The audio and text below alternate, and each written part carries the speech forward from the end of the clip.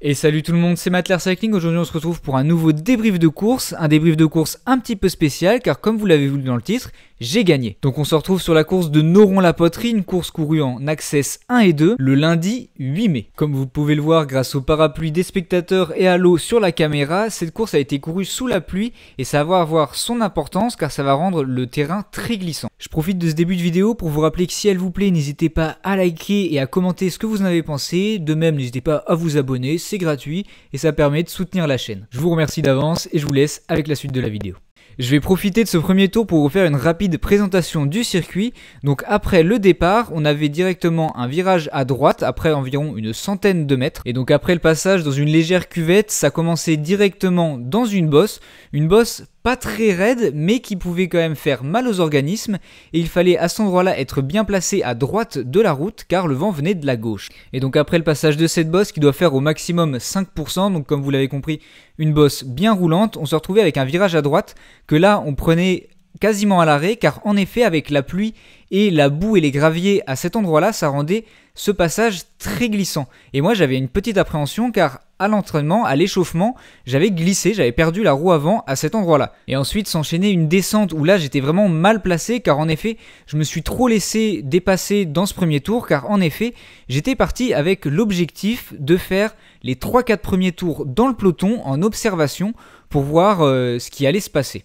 Mais le problème c'est que dans cette descente j'étais pas très à l'aise et donc du coup le fait que je sois placé à l'arrière du peloton ça n'arrangeait rien car en effet j'avais l'appréhension de moi être en frein à patins, donc les freins à patins sous la pluie ça freine pas très fort alors que les autres étaient en frein à disque donc pouvaient freiner potentiellement beaucoup plus fort et donc du coup s'il y avait un coup de frein j'étais vraiment dans la panade. C'est pour ça que je laisse une grosse distance de sécurité pour pouvoir bien gérer si jamais ça viendrait à chuter devant. Surtout que c'est la première fois qu'on prend la descente en peloton, du coup je préfère rester prudent. Et là on se retrouve sur l'endroit le plus dangereux de la course. En effet on arrive avec la vitesse de la descente, mais là la route est complètement glissante, c'est une vraie patinoire et donc faut faire vachement attention.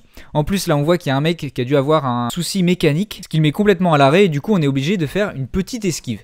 Et donc là on voit qu'en fait je me suis placé très mal dans cette descente et même dans ce premier tour en général et donc du coup je me retrouve vachement à l'arrière. Et donc je vais être obligé après ce virage droite plein de boue et donc glissant de faire l'effort pour remonter plus vers l'avant du peloton. Car en effet là on le voit bien à la caméra, l'enchaînement de virages glissants et la bosse explose complètement le peloton et donc du coup il est vital pour moi à ce moment-là de revenir sur le bon groupe. Ce que je vais m'empresser de faire mais du coup là c'est une cartouche que j'ai grillée alors que si j'aurais roulé plus intelligemment je me serais mieux placé à l'amorce de cette descente mais là voilà c'est des erreurs que je fais en début de course et des erreurs que je ne ferai pas à l'avenir. Et donc voilà là ça conclut le premier tour donc vous voyez c'est un parcours assez physique, il y a beaucoup de bosses, là sur 65 km on va faire plus de 1000 mètres de dénivelé positif et donc du coup sur ce genre de parcours j'avais discuté avec un camarade de club et on savait que ça allait plus ou moins se finir en échappée, c'était obligé que ça se finisse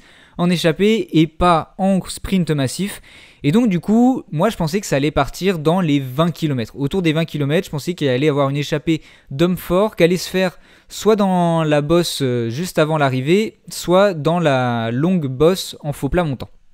Mais pour prévenir tout de même la création d'une échappée plus tôt dans la course, je décide de me replacer, comme ça j'ai une bonne vision de ce qui se passe à l'avant et comme ça je peux agir en conséquence. On se retrouve au 12e kilomètre, un tour vient de s'écouler et là il y a un mec qui part. Donc à ce moment-là, faut savoir qu'il y a déjà une échappée qui s'est formée, une échappée de 2 coureurs à l'avant, 2 coureurs qui, comme j'ai pu l'entendre dans le peloton les gens en discuter, était composé de 2 personnes assez fortes et donc à ce moment-là je me dis vas-y c'est l'occasion, je vais essayer de partir en contre avec ce gars. Mais le problème c'est que ça va pas le faire, en fait là à ce moment-là on va juste complètement étirer le peloton et je vais pas réussir à m'extirper à ce moment-là. Et donc une fois arrivé sur lui j'aurais pu essayer de le contrer et essayer de partir en solitaire, mais à ce moment-là, je sais que je n'ai pas les forces pour pouvoir faire un écart sur le peloton, car sur ce genre de pourcentage, là, on est autour des 4%, ça me permet pas encore de faire valoir mes qualités de grimpeur. Et donc, du coup, là, j'allais juste complètement étirer le peloton.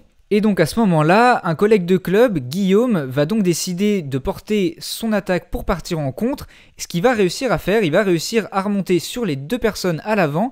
Et donc du coup, là, ils vont être 3 à pouvoir se relayer en échappée à l'avant. Et donc là, dans cette bosse, plusieurs personnes vont essayer de partir faire la jonction avec Guillaume. Et donc à ce moment-là, moi je laisse 2 personnes partir, car en effet, juste 2 mecs qui partent, ça va juste renforcer l'échappée et donc renforcer leur chance d'arriver au bout, et donc pour nous, en tant qu'équipe, nous permettre de pouvoir essayer d'accrocher un bon résultat. Mais d'un autre côté, il ne faut pas laisser trop de personnes partir, car s'il y a trop de personnes dans l'échappée, on va se retrouver avec un sprint plus ou moins massif, et donc du coup les chances de victoire vont se voir diminuer.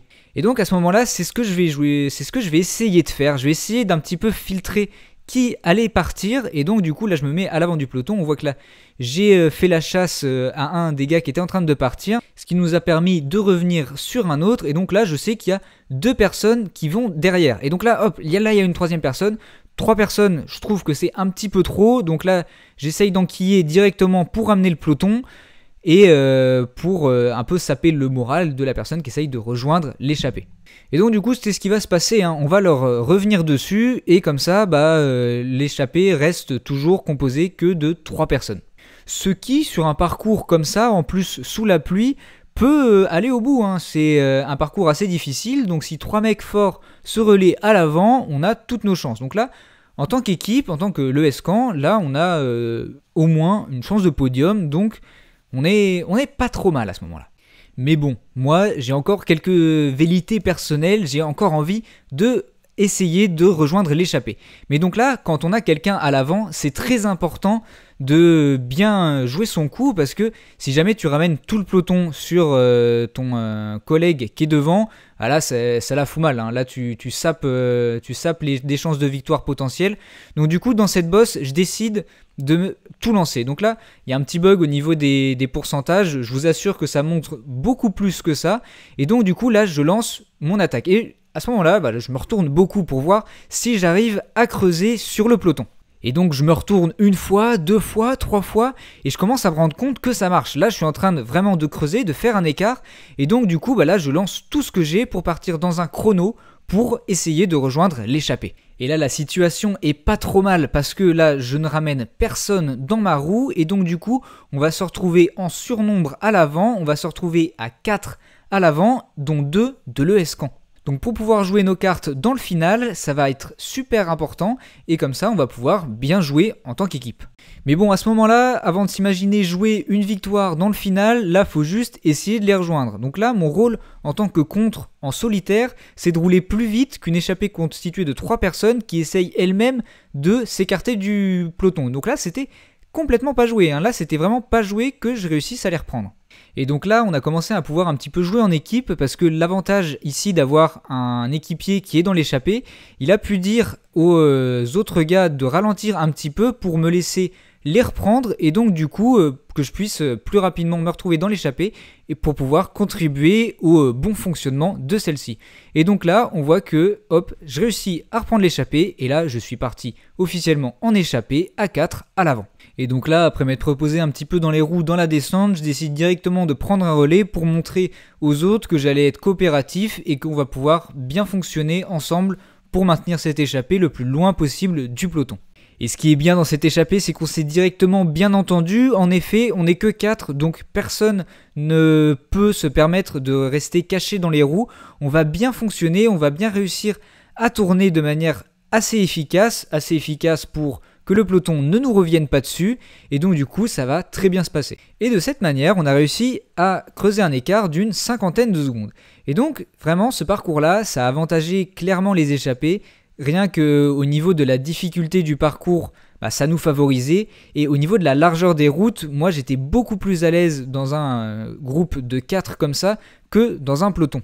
Car en effet, comme vous avez pu le voir sur les premiers tours, je pense que j'étais beaucoup moins efficace et je me serais beaucoup plus cramé à essayer de rester dans un peloton et à plus subir la course qu'autre chose. Mais voilà, une course reste une course et l'objectif c'est de gagner. Donc du coup, après 50 km dont 35 passés à l'avant, là, on va commencer à parler un petit peu tactique avec Guillaume, et il va m'expliquer lui ce qu'il ferait pour essayer de gagner. Car en effet, lui avait gagné un peu plus tôt dans la saison à Train, d'ailleurs la vidéo est disponible sur la chaîne, et donc là, on avait décidé que cette course allait plus se jouer pour moi, car cette arrivée me convenait plus et convenait plus à mes qualités. Et donc là, à ce moment-là, la tactique est mise en place. Moi, l'objectif, ça va être que je reste le plus possible dans les roues et que voilà, je m'alimente un maximum, que je boive, que je récupère un maximum pour pouvoir être frais dans le final. Mais voilà, le problème, c'est qu'avant la course et même pendant la course, je ne me suis pas assez alimenté. En effet, j'ai pris un petit déjeuner assez succinct ce matin et pendant la course, j'avais pris qu'un gel que j'ai consommé durant ma remontée quand j'étais en contre. Et donc du coup, là, je me retrouve aux portes de la fringale et donc du coup, là, Guillaume va gracieusement me filer un gel, ce qui va complètement sauver ma fin de course. Et là, c'est sûr que sans ce gel, c'était sûr que je faisais une fringale et que ma fin de course allait être complètement raté. De l'ESCON qui emmène également Nicolas Goutte qui enlève les brassières. 30 secondes sur ce passage. Zoris Hubert est revenu. Ils sont désormais 5 à ce... Et donc voilà, la tactique, c'était que je reste bien caché pendant l'avant-dernier tour, donc pendant 5 km, pour pouvoir attaquer dans le dernier tour et essayer de le faire en mode contre-la-montre. Mais là, directement, après le virage à droite, après l'arrivée, là, le gars en rose commence à attaquer pour essayer de prendre le large. Mais là, ça va pas le faire, je me mets redirectement dans les roues pour voilà, le suivre et pour ne pas prendre de cassure. Et là, on arrive à l'endroit où on avait décidé que j'allais porter mon attaque. Donc là, hop, directement, je pars, je mets les quelques watts que j'ai et je commence à essayer de partir en échappée. Sauf que là, à ce moment-là, je pense que je pars trop tôt dans cette descente et je me retourne et directement je vois que tout le monde est dans ma roue. En effet, là j'ai pas pu faire la différence dans la descente, j'aurais dû attendre le bas en fait, j'ai dû mal comprendre ce que Guillaume m'avait dit et donc du coup là j'attaque au mauvais moment et ça n'a pas l'effet escompté sur mes concurrents et là je tire juste tout le monde. Néanmoins, je relève pas, je me dis bon ok là t'as pas réussi à les faire sauter mais peut-être que dans la montée il y aurait moyen, en montant au tempo, en mettant un gros rythme, de les faire sauter. Sauf que là, je me retourne à plusieurs reprises et je me rends compte que finalement, je fais pas beaucoup d'effets. Les gars restent dans ma roue et là, j'ai plus l'impression de me cramer qu'autre chose. Et donc là, dans la bosse, j'imprime un sorte de faux train, mais là, c'est risqué de se faire attaquer. Donc là, hop, je me dis, allez, vas-y, essaye de relancer. Tu relances une petite attaque à ce moment-là. Donc là, faut voir que le pourcentage est mauvais. Hein. On n'est pas réellement sur ce pourcentage-là. Et là, ce que je fais, c'est que je zigzague comme un imbécile de droite à gauche sur la route pour essayer de les mettre dans le vent et les forcer à faire plus d'efforts. Bon. Pour faire ça, je fais quand même attention, hein, il n'y avait personne dans ma roue à ce moment-là, et donc je risquais de ne mettre par terre personne. Mais bon voilà, là j'arrive en haut de la bosse, et là je sais que du coup, faut que je m'économise pour la fin de course, parce que de toute manière, moi j'allais pas pouvoir imprimer un gros tempo dans la descente, j'allais pas pouvoir les lâcher dans la descente. Et là, on va voir que le gars en rose va en profiter pour poser une attaque. Donc là, à ce moment-là, on voit directement que j'avais tourné la tête à ce moment-là, du coup j'ai pu anticiper et pour me mettre dans sa roue. Là, on voit que je prends un petit écart, mais je m'affole pas. Je mets pas non plus des milliers de watts, hein, je me mets au tempo pour pouvoir le reprendre. Donc là, on voit qu'il se retourne, il voit que personne n'a lâché, donc du coup, je me mets directement dans sa roue. Et quelques centaines de mètres plus tard, rebelote, il essaye de repartir, et cette fois, on se fait doubler par un gars en blanc que finalement, on n'a pas vu pendant la course. Parce que c'est vrai que nous, on a fait la course à 4 en échappée, et lui est revenu, je crois, dans les 2 derniers tours, et donc du coup, on n'avait aucune idée du niveau de ce gars-là, on savait juste qu'il était assez fort pour venir reboucher 55 secondes en 2 tours, donc on savait qu'il était plutôt balèze. Donc là, à ce moment-là, je vais venir faire une petite attaque, un effort complètement inutile, là, c'est des choses que j'ai un petit peu paniqué dans le final, là je savais plus où trop attaquer et donc du coup là j'ai remis des watts parce que je me suis rendu compte qu'il y avait un petit écart derrière moi, mais directement ça m'a suivi, ça s'est remis dans ma roue et donc du coup j'ai coupé l'effort le plus tôt possible pour ne pas me cramer avant la dernière bosse. Et là on voit que ça va continuer d'attaquer, le gars en rose n'a pas dit son dernier mot, suivi du gars en blanc. Et donc là, je me mets directement dans sa roue, et là je me dis, bon, ok, de toute manière, tu vas pas faire la différence dans la descente, donc reste dans les roues, économise-toi et donne tout dans la dernière bosse. Et là, sur le coup, je vais m'écouter, je vais réussir, là j'ai pris un petit écart, donc là on voit que le gars a pris plus de vitesse dans la descente, je vais réussir néanmoins à me remettre dans sa roue, mais je vais plus passer devant jusqu'à l'amorce de la montée pour essayer, voilà, de jouer la victoire. Amorce de la montée qui arrive directement maintenant avec le virage à droite. Et là directement, là je mets tout ce qui me reste. Donc on voit que je mets quasiment 900 watts là pour monter. Et là c'est vachement dur. Donc là je me retourne pas vraiment, enfin je regarde à droite, à gauche et là c'est dommage avec l'angle de vue de la GoPro, on voit pas trop ce qui se passe. Je sais que là il y a encore tout le monde dans ma route, tout le monde est à côté de moi. Mais là je me dis bon vas-y, tu poses le cerveau, tu donnes tout ce que t'as, mais là c'était vachement dur. C'était vachement dur parce qu'avec tous les efforts que j'avais essayé de faire pour lâcher mes concurrents dans le tour précédent, là c'était super dur. Là c'est une bosse de 500 mètres et donc du coup j'étais cuit de chez cuit. Là je regarde mon compteur, je vois que je développe même plus 400 watts. Là je relance, je suis complètement mort. Je suis obligé de me rasseoir à un moment donné dans la bosse alors qu'elle fait que 500 mètres je crois, mais c'est très dur, c'est un effort super violent. Mais là j'ai quand même de mon côté le fait que je vois personne me dépasser. Là je vois que tout le monde est à bloc mais personne me dépasse. Et quand je me rassois, y a un mec qui se rassoit. Et donc du coup là je me dis vas-y allez tu relances. Là c'est au mental, là tout est dans la tête. Et donc là je vais donner tout ce qui me reste. J'ai super mal aux jambes, rien ne passe dans mon cerveau. Là c'est vraiment juste à la niaque. Là il y a rien qui se passe. Et donc là j'arrive à l'arrivée et je passe l'arrivée, je crie de bonheur parce que vraiment je n'en pouvais plus. Et je finis cette course, comme vous l'avez vu, à la première place. Et donc je suis vachement content parce que c'est ma première victoire en Access 1 et la première victoire de la saison. Et je félicite tout le monde qui était dans l'échappée, même le gars en blanc qui a réussi à nous revenir dans les 2 derniers tours. C'était une super partie de manivelle. Et donc moi je vous dis à la prochaine et d'ici là, roulez bien. J'ai gagné. J'en peux plus.